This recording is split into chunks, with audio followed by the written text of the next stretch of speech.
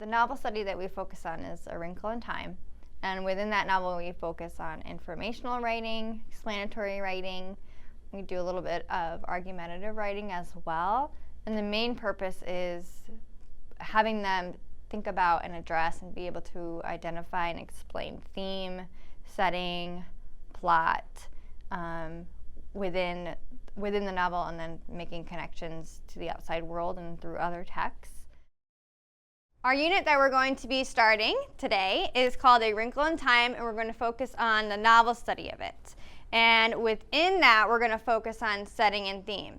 How many remember what setting is in a book? What do we look for in setting? Disha. Well, it's like where the story takes place, and there can be different settings in a story. Okay, and we're going to be noticing that in Wrinkle in Time. There's going to be 4 different settings that the characters travel to and have adventures on. What about theme? How do we recognize the author's theme in the novel? Carly? What the kind of moral of the stories I remember, when we did our book report thingy, we had to write the theme of our book, and that was either love goes over hate, or just kind of the moral. So moral, what else can we add to that? Moral of the story. Sam? Maybe the feeling you get when you're reading the story, the overall mood it sets. Okay, so we can maybe put that into what theme is. The lesson you learn from the story. The lesson you learn, the author's message, right? What the author is trying to tell us. And we're going to take that and go further with it within this unit. And we're going to find details and do some informative writing throughout the unit. You're going to take the text and find evidence. We're going to do some outside research that correlates to what we're learning about. And today we're going to start with setting and theme. I try to focus them on chunking it, so they're reading chapters 1 through 3, and don't read ahead, because we really want to analyze what's happening in that section first before moving on. And they do a lot of comprehensive questions at home, and we use that for a discussion in class. Let's look at our essential question for today, for our Wrinkle in Time unit. Can someone read our 2 essential questions that are on the board? Reva? How does setting impact the novel's meaning, and why do authors create descriptive settings to relay their messages? Good. All right. Today we're going to be looking at 2 pieces of artwork, and they're on your desks. One is focusing on setting. Let me grab an example. So this picture of something, you're going to tell me what it is focusing on setting. This next one, of the mountain scheme, is focusing on theme. So let's open up our journals, write today's date up top, and title it Setting and Theme.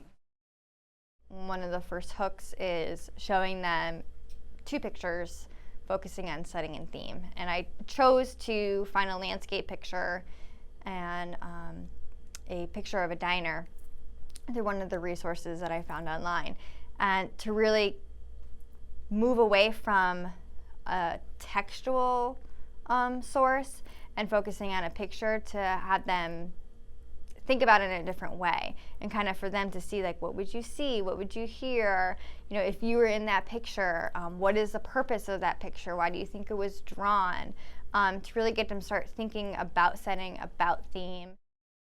What I would like you to do with your partner that's next to you, just take one photo. You're going to be switching in a few minutes, but I want you to focus on one of them first. Okay? So, I want you to look closely at the artwork that you have in front of you.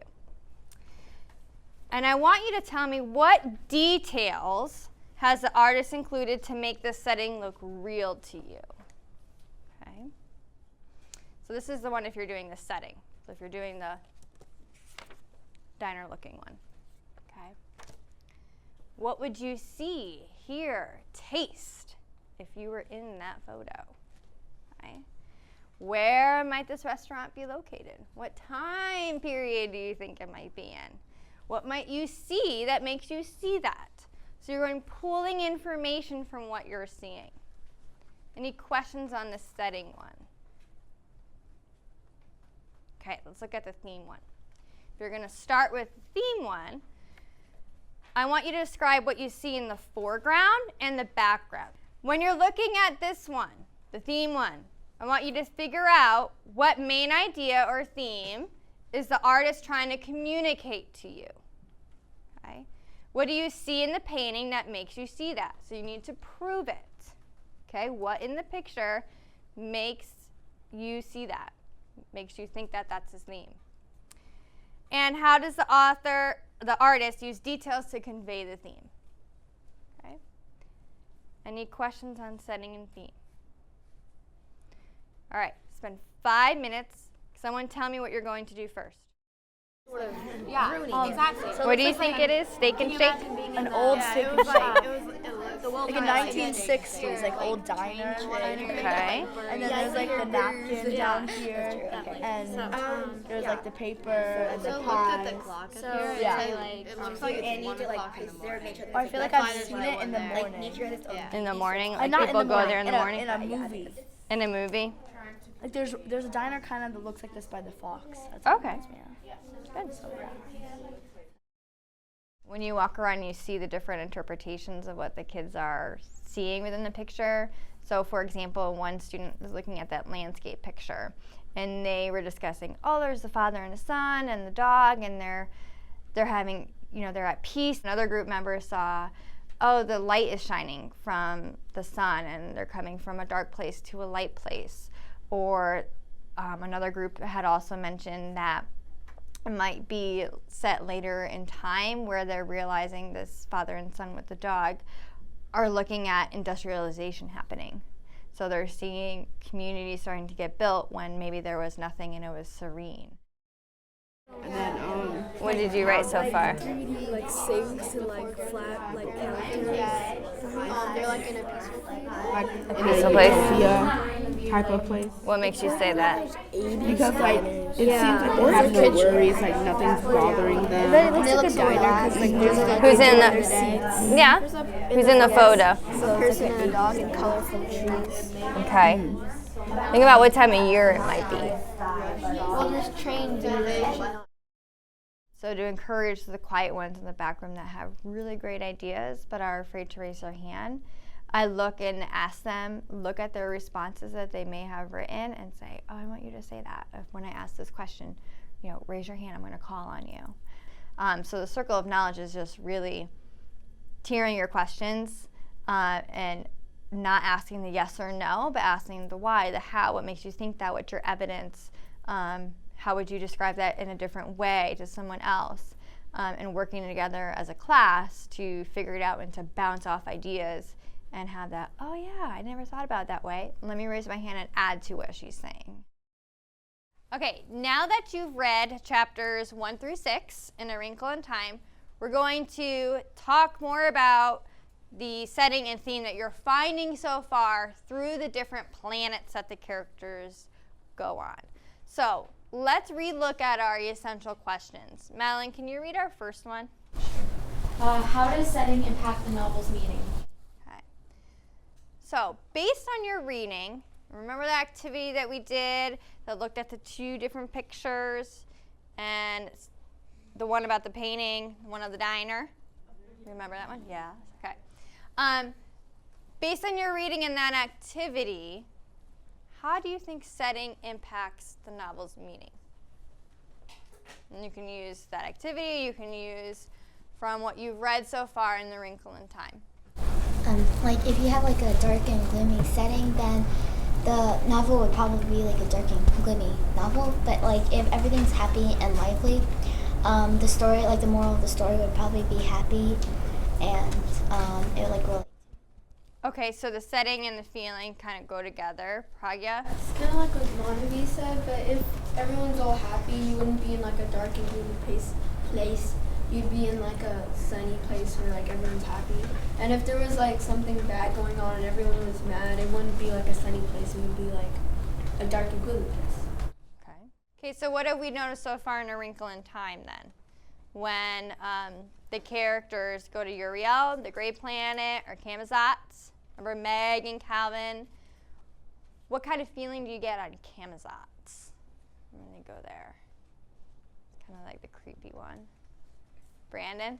Like, everything's the same. Like, everybody does the exact same thing. So you kind of think that everyone's like a robot or something. Like, they're not actually human. They're robotic. They're not actually human. They're bouncing the basketball at the same time as they walk down the street. Disha?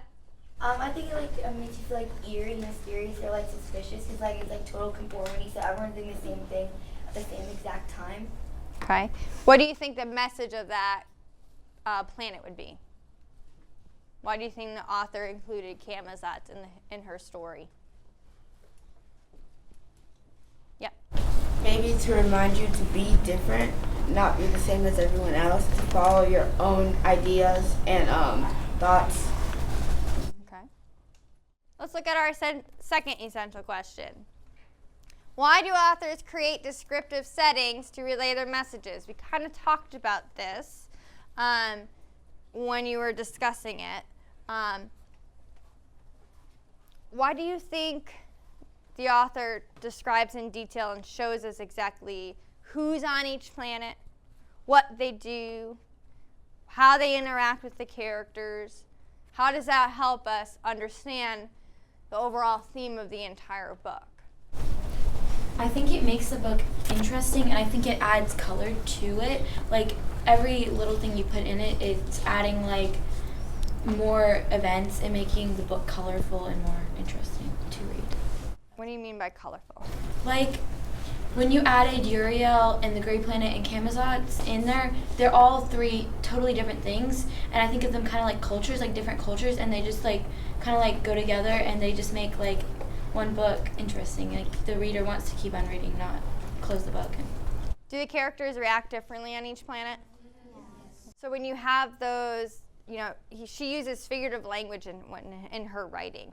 She uses narrative elements to have that image in your head so you can picture what the characters look like, what the planet would look like, and that ties into what we're going to do today.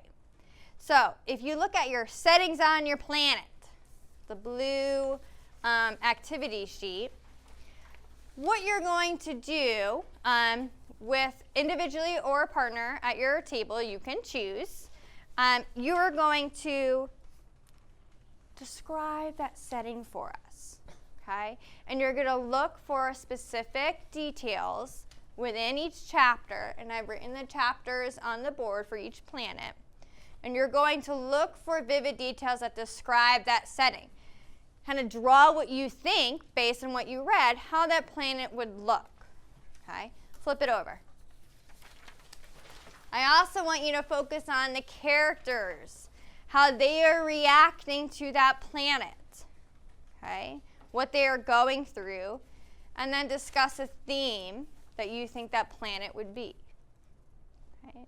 And then from there, you're going to use the iPads to create a PicCollage of what that planet is, using quotes from the book, using what you think the theme of that planet would be, what the planet may look like, what the people may look like on that planet. And then we're going to share, and you'll be able to view each person's representation of what they think that planet looks like. Okay? Are there any questions? I had them create the PicCollage, which is, they showed me more about how to use it than I originally knew, you know, taking a picture, adding things, and they were able to express in a fun way the standards without even realizing that they were incorporating all the evidence that they already found in a fun, cool, graphic way for others to see, and that was their final product. What's yours, Brandon? I'm trying to find like a bunch of like, okay, so there's this one like frowny face in the middle of a bunch of like happy people, and like the people at Camazotz, they don't know anything different from total conformity. Right. So they don't really like care that much. But the one kid who was bouncing the basketball differently, and he was like trying to move away from what everybody else was doing because he didn't necessarily like it or he wasn't comfortable or something. So he was like the odd one out like that. Yes. Okay. Did you show your other group members that one? Look at the one Brandon chose. Okay. Remember like what he said in the book, that one kid that kind of does it differently and then he suddenly disappears and gets sent to, who was it? The red eye, the man with the Yeah, the red eye, the it. Good. Yeah. So he's kind of like the oddball or oddball out, or maybe the one that does something differently. Good. Yeah, definitely do that one. And then, Brandon, I think you can include a quote from that scene in the book as part of your PicCollage. Sharing their work with their peers is extremely important. It gets them thinking outside their own box. A lot of students that I come across have their own way of thinking and they're not used to thinking in a different way. And so once you start having them, well, post your comment to the blog, respond to someone else's comment, they start to see things and think of things in a different way and maybe on a totally different level. Now that we finished the PicCollage and you uploaded it onto the Padlet wall, now you're going to collaborate with your group and look at what other groups have created for their planet. So you each individual created their own PicCollage. And what I would like you to do is look at each PicCollage on the Padlet wall and look for those certain features on your green planet activity. So you're looking at the features. What did they put on there? Look at their background. Look at the quotes that they used. They should have added how it connects to the theme of good and evil. And then lastly, what character reactions did they include on their PicCollage? Okay, be sure to ask each other questions and start.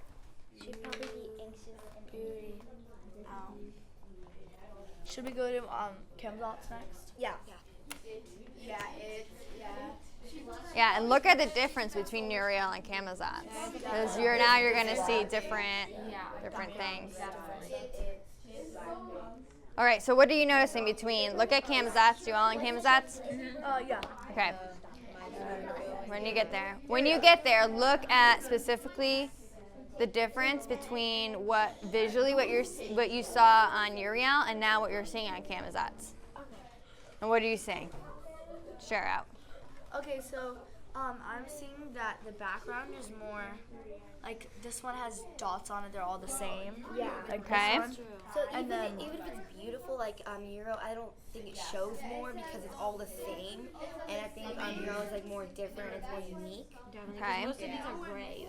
Yeah, like gray or like black. The gray, the black. Do you see that image of that evil monster-looking thing with the?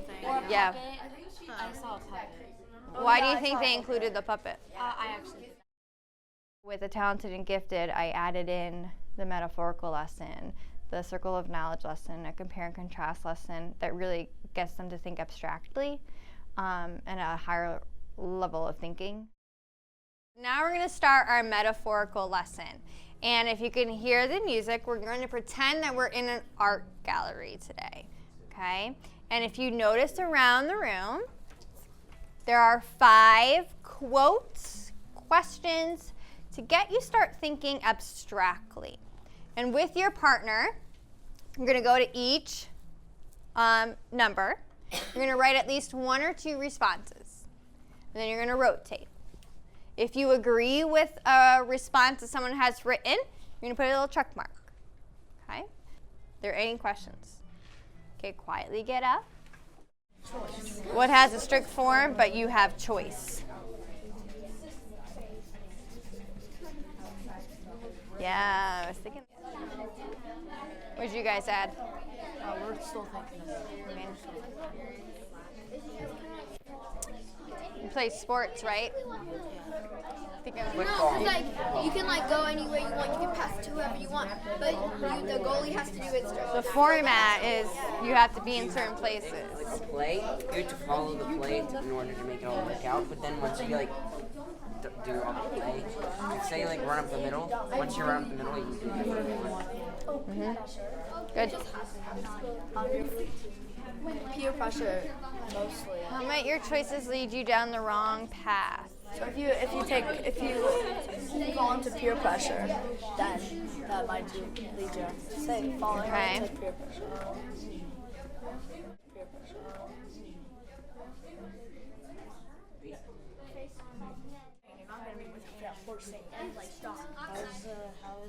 Okay. Yep. And give me your marker. Thank you. Okay, when you're done, please return my marker. You want to wrap up if you haven't gotten to all 5 yet.